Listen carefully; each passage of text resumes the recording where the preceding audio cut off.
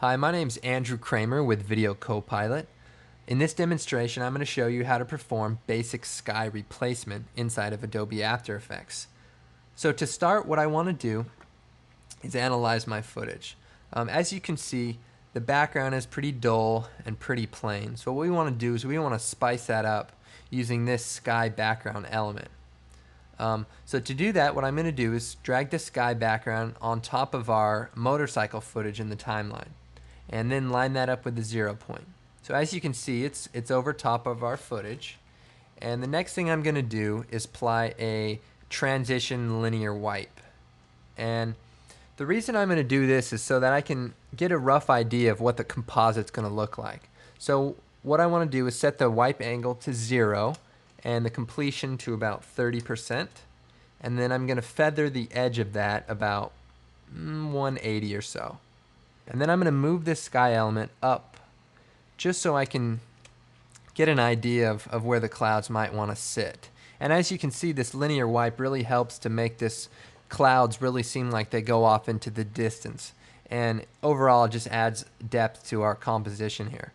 So what I'm going to do is scrub through it, and as you can see, we have a problem. Our motorcycle footage shakes around a little bit. And what we need to do is we need this sky background element to lock itself to the motorcycle footage. So to achieve that, I'm going to select the motorcycle footage and I'm going to bring up the motion tracking controls. Inside of here, you have different options to either stabilize or track the motion. In this particular case, I'm going to track the motion. And specifically for a sky replacement shot, we need to track the furthest point away. And the reason we do that is so that the sky element conforms itself to the furthest part of the image. So like this mountain in the back, it looks like it's probably the furthest piece or furthest element in the shot away. So what I want to do is I want to grab this track point and bring it over to this little piece of mountain. I think that looks like a pretty good track point. There are some options in the tracker controls to track the channel RGB data or the saturation data. The luminance is usually your best option. You can also process it by giving it a blur or even enhancing it, which is a slight sharpen. You can track fields for interlaced footage. There's some other adapt features that we can get into another time. But anyway, so I've lined up this track point. So what I want to do is analyze my point. So I'm going to bring the playhead up to the beginning and then realign my track point. And then I'm going to click Analyze.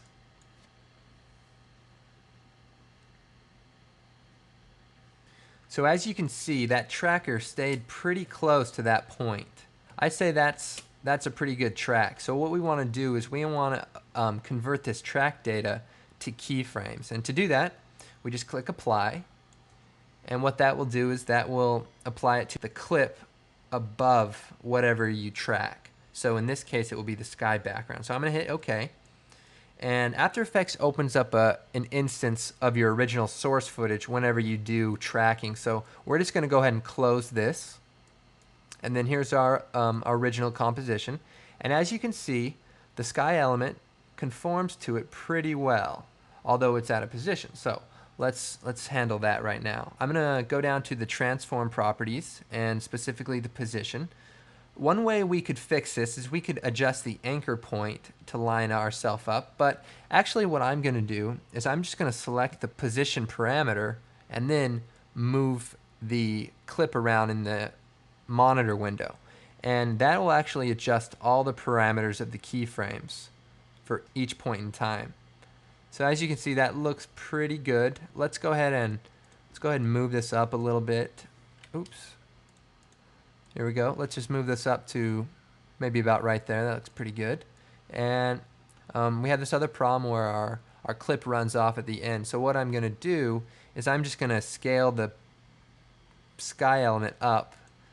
That looks pretty good. So now if we scrub through it, now we have another problem. As you can see here is our little motorcycle guy kind of gets hidden behind this sky element, because it is in fact on top of it. So what we need to do is we need to somehow bring him back on top. So because we have such a uniform background, I'm going to basically key that out and then put another instance of him on top.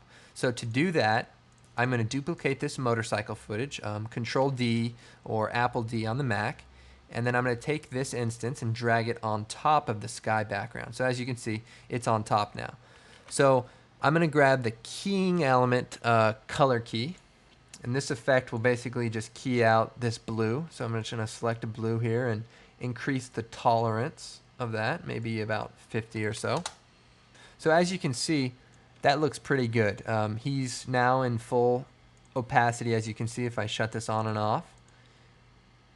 So, we have a few little spots in there, so let's increase the tolerance to say about 55. So now we're pretty close. So what I want to do is let me just do a quick RAM preview and we'll see where we're at. So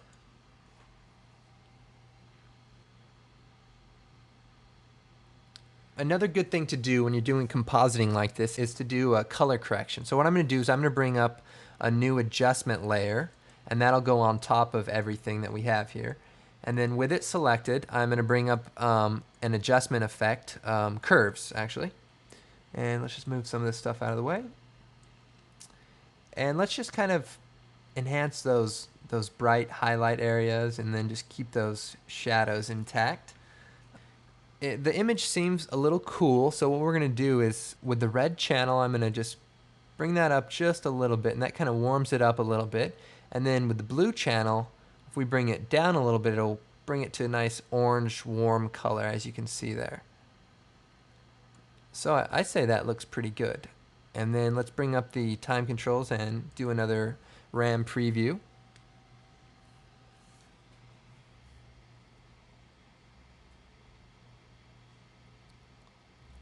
That's how you can achieve basic sky replacement inside of After Effects.